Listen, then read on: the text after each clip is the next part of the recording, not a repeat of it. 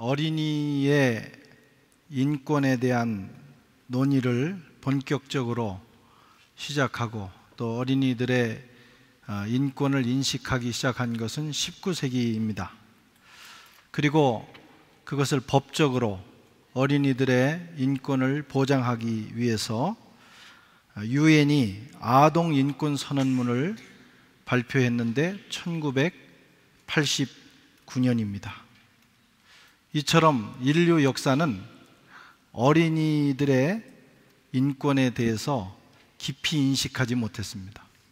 그들이 사랑스럽고 소중한 우리들의 자녀들이지만은 그러나 그들은 연약하고 또 소외된 그런 취급을 받는 생명이기도 했습니다.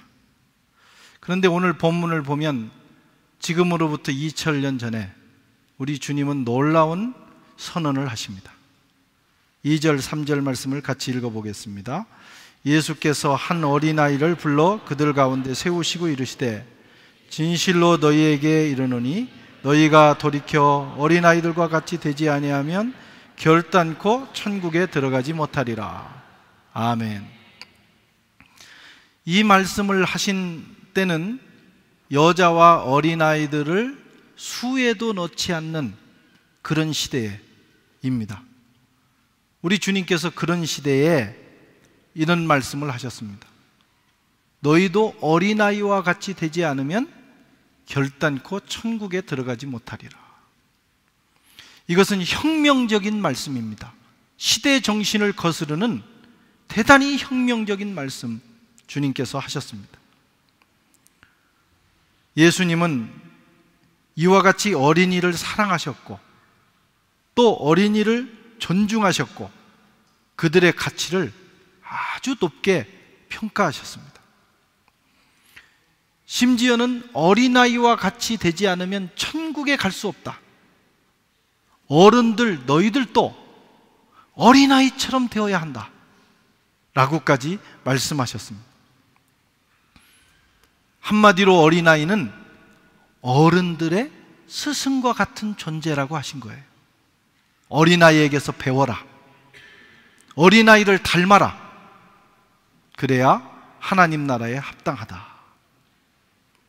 오늘 어린이날을 맞이해서 지금 제가 드리는 말씀은 어른들에게 드리는 말씀입니다. 어린아이를 스승 삼아 우리는 배워야 합니다. 첫째로 그들의 순수함을 배워야 합니다. 어린아이는 순수합니다. 어린아이의 마음은 마치 하얀색 도화지와 같습니다. 거기에 우리는 많은 것을 그릴 수 있습니다. 어린아이는 꾀를 내거나 잔머리를 굴리지 않습니다.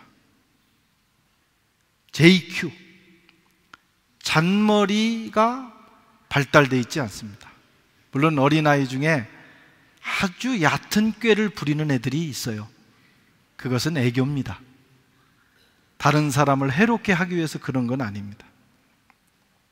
무슨 말을 하면 그대로 받아들이죠. 하나님의 말씀을 들어도 그대로 흡수합니다. 그것이 어린아이들의 순수함입니다.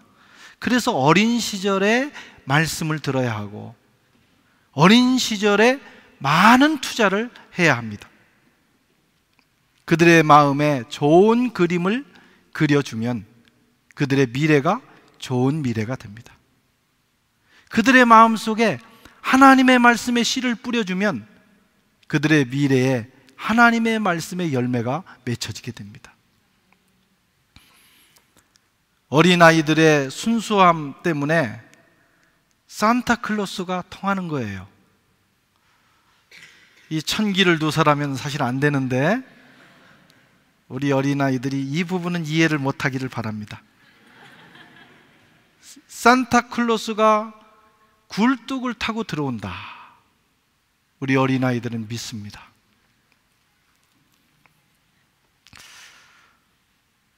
그러다가 가끔 이런 질문을 하기 시작하죠. 아파트에는 굴뚝이 없는데 아빠 어떻게 산타클로스가 들어와요? 우리 두 아들 중에 하나가 묻기 시작했어요. 저는 당황했습니다. 어떻게 대답을 해야 될까? 저 환기통이 있잖아, 환기통.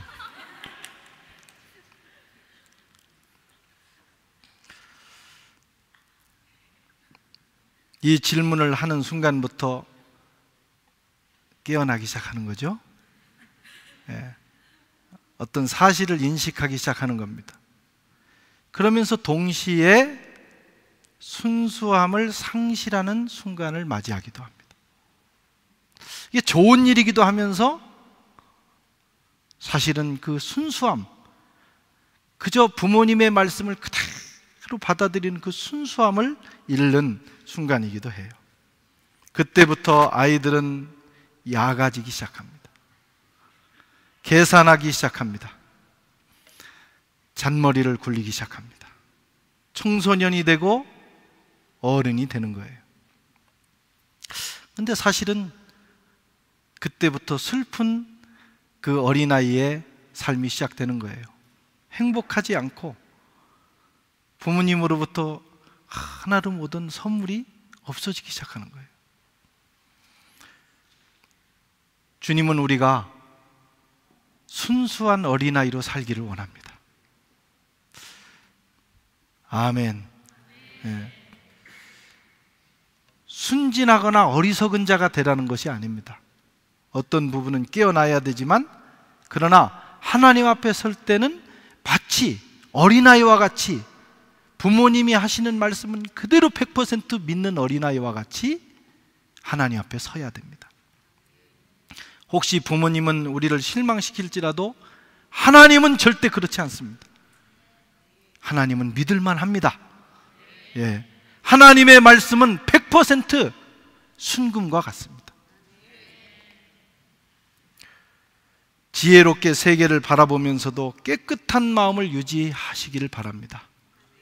우리가 하나님 앞에 설 때는 어린아이와 같은 순수한 마음으로 하나님의 말씀은 내가 100% 믿겠습니다, 이렇게 서야 된다는 거예요. 그것을 어린아이를 스승 삼아 배우라고 성경이 우리에게 말씀하는 거예요.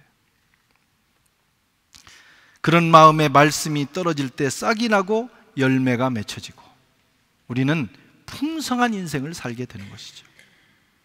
두 번째로 어린아이로부터 우리는 믿음을 배워야 합니다. 어린아이들은 부모에 대한 절대적 믿음을 가지고 있어요. 그래서 애들끼리 싸우다가도 분리하면 아빠를 찾습니다. 우리 아빠한테 잃어버릴 거야, 그러는 거예요. 이 어린아이는 자기 아빠가 세상에서 가장 강한 사람이라고 철통같이 믿고 있습니다. 절대적 믿음. 애들은요, 여기다 올려놓고 뛰어내려, 아빠가 그러면 뛰어내립니다.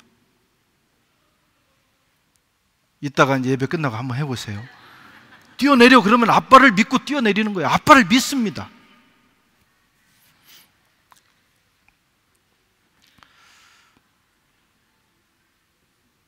뭐가 필요하면 아이들은 고민하지 않아요. 저거 사달라고 요청하고 매달립니다. 그리고 어떤 애는 그냥 뒹굴어 버립니다. 우리 교회도 딱 눕는 애가 하나 있더라고요. 아빠는 모든 것을 나에게 제공해 줄 것으로 절대적으로 믿기 때문입니다. 아버지의 입장이나 사정은 생각하지 않습니다. 우리 아빠는 부자야, 그렇게 생각하는 거예요. 그게 어린아이죠. 이 시기의 어린아이는 근심 걱정이 없습니다. 항상 행복하고 항상 기대로 차 있어요. 아빠가 다 해준다고 믿기 때문에. 그러다가 어느 날 우리 아빠가 그런 분이 아니라는 인식을 하기 시작하는 거예요. 그때부터 뛰어내리지 않습니다. 뛰라고 하면 망설이는 거예요. 우리 아빠는 나를 잡아줄 수 없어. 혹시 나는 저 밑에 처박힐지도 몰라. 의심, 아버지에 대한 믿음이 흔들리기 시작합니다. 그때부터는 용기가 없어져요. 아버지가 부자가 아니라는 사실을 알게 됩니다. 그때부터 요청하는 것이 망설여져요. 근심, 걱정이 그때부터 이 아이에게 밀어닥치기 시작합니다. 인생의 불행의 시작이에요. 신앙도 마찬가지입니다. 여러분, 신앙생활은 하늘 아버지에 대한 절대적 믿음이에요. 육신의 아버지는 사실 우리를 실망시킵니다. 어린아이가 생각하는 것처럼 그렇지를 못해요. 그러나 하늘 아버지는 믿을만 합니다. 하늘 아버지는 전능하시고 우리 하늘 아버지는 모든 것을 가지신 분이십니다. 우리의 사정을 다 아시는 분이셔요. 그래서 그분을 절대적으로 신뢰하고 그분께 요청하면 아버지는 우리를 책임지십니다. 그 믿음을 어린아이로부터 배워야 합니다. 어린아이가 아버지를 신뢰하듯이 우리가 하늘 아버지를 신뢰해야 된다는 거예요.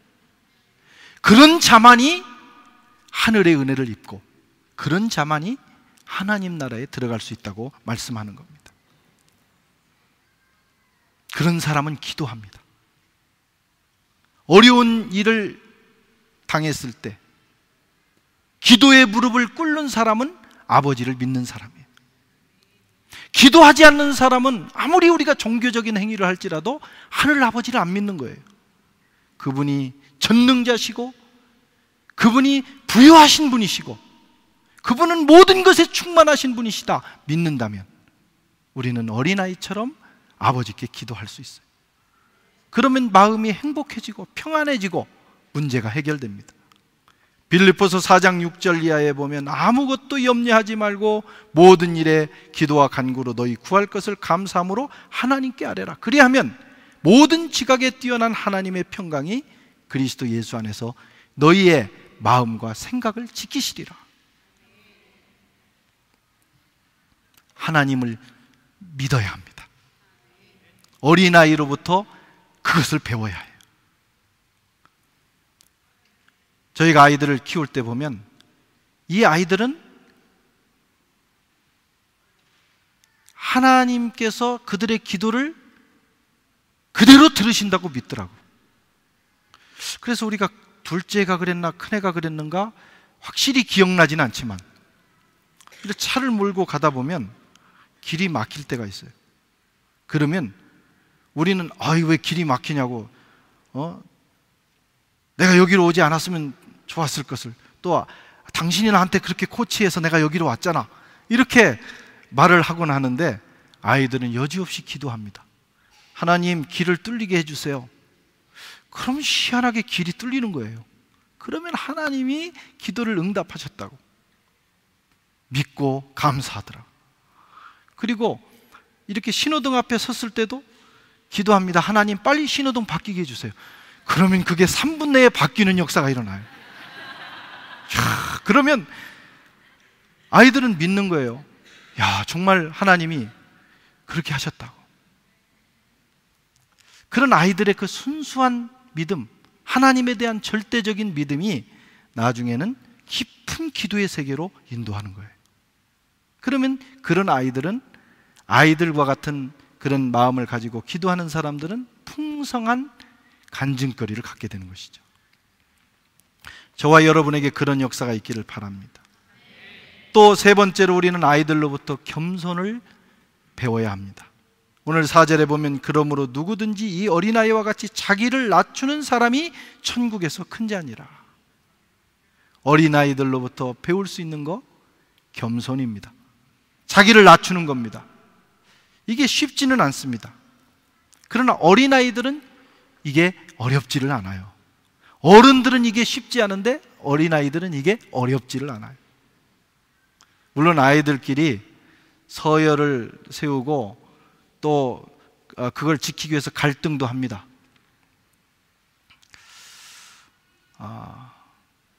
또 애들 가운데는 아주 교만한 애들이 가끔 있어요. 그런데 그것은 일반적인 일은 아닙니다. 그런 애들을 애라고 안 하고 애어른이라고 합니다. 별로 귀엽지는 않아요. 그런데 아이들은 대체적으로 자기를 낮추는 일에 고통스러워하지 않습니다. 그냥 자연스럽게 자기를 낮춥니다. 그 전날은 애들하고 싸우면서 서열을 정했을지라도 집에 가서 하룻밤 자고 돌아오면 그 전날 세웠던 모든 질서가 다 무너져 버려요. 그리고 다시 어린아이로 돌아갑니다. 그것이 어린아이들의 모습이에요. 천국은 어떤 곳이냐? 이런 어린아이들과 같이 된 사람들이 들어가는 곳입니다. 자기를 낮추는 것이 힘들지 않을 만큼 겸손한 사람, 낮은 곳으로 가는 일을 쉽게 할 수 있는 사람, 그 사람이 들어가는 것이 천국이에요. 그런 사람이 있는 곳이 또 천국이 됩니다. 여러분의 가정에 교만한 사람 하나만 있으면 집안이 지옥이 돼요. 그러나 모든 가족원들이 어린아이처럼 겸손해지면, 자기를 낮추면 거긴 천국이 됩니다. 교회도 때로는 지옥이 될 수가 있고 교회가 천국이 될 수도 있어요. 이런 어린아이와 같은 마음으로 모이면 천국이 됩니다. 사랑하는 성도 여러분, 어린아이들은 우리들의 미래입니다. 그리고 하나님 나라의 보배들입니다. 지금 한국교회의 문제는 교회 학교가 무너져 간다는 거예요.